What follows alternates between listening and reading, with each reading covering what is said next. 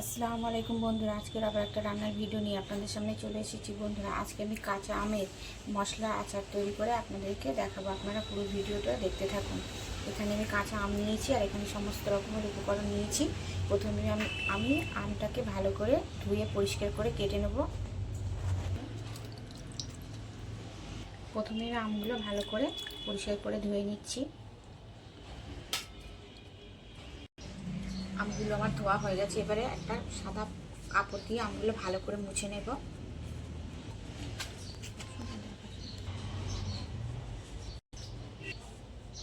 আমগুলোকে আমি পরিষ্কার করে মুছে নিয়েছি। এবার আমি আমগুলো কেটে নেব।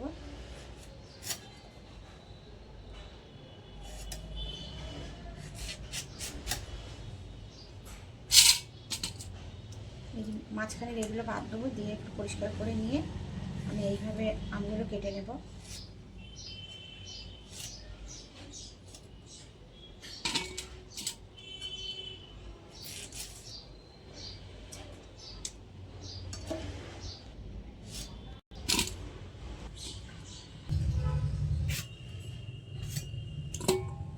বন্ধুরা, আমগুলো আমি কেটে নিয়েছি।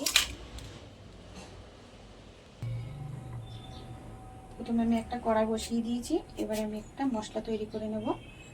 গোটা ধনে, গোটা জিরে, শুকনো লঙ্কা, সর্ষে, মৌরি আর মেথি, এটা আমি একটু হালকা করে ভেজে নেব।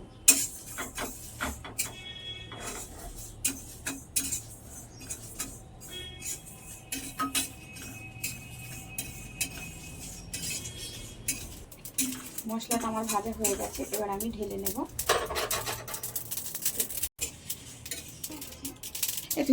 আমি কড়াইতে তেল দিয়ে দেব।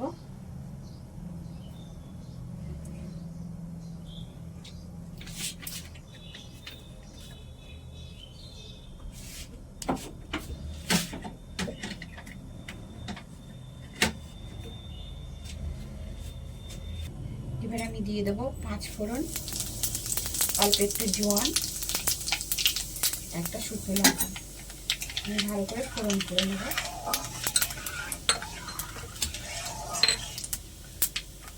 দিয়ে দেবো হলুদ গুঁড়ো আর লঙ্কার গুঁড়ো,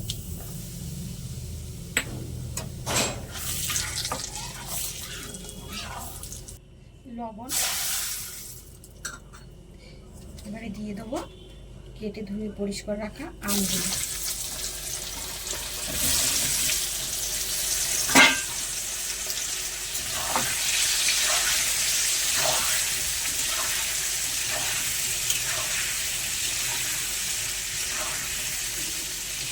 আমগুলো একটু আমি ভালো করে মশলার সঙ্গে ভেজে নেব।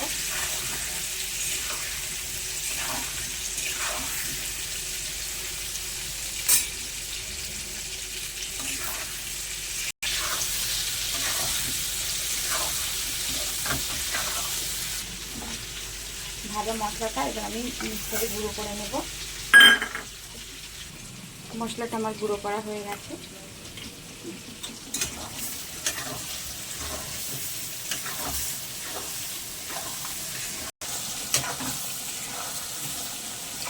দেখুন বন্ধুরা, কালারটা কত সুন্দর এসছে।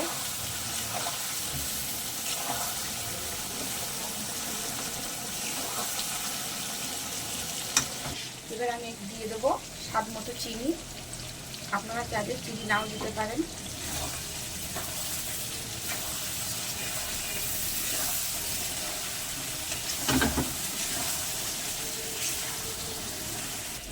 এবারে দিয়ে দেবো আমি ভাজা মশলা। এখানে আমি মশলাটা একটু বেশি দেবো, কারণ আমি মশলা আচার বানাচ্ছি, সেই জন্য। বন্ধুরা দেখুন, আমার মশলা আচার একদম রেডি। বন্ধুরা দেখুন আচারটা কত সুন্দর হয়েছে। আপনারা একবার হলে বাড়িতে এইভাবে বানাবেন। আমার রেসিপিটা যদি আপনাদের ভালো লেগে থাকে তাহলে অবশ্যই লাইক করবেন এবং সাবস্ক্রাইব করবেন। বন্ধুরা, সাবস্ক্রাইব করে বন্ধু হয়ে পাশে থাকবেন। আপনারা সবাই সুস্থ থাকবেন, সাবধানে থাকবেন। ধন্যবাদ।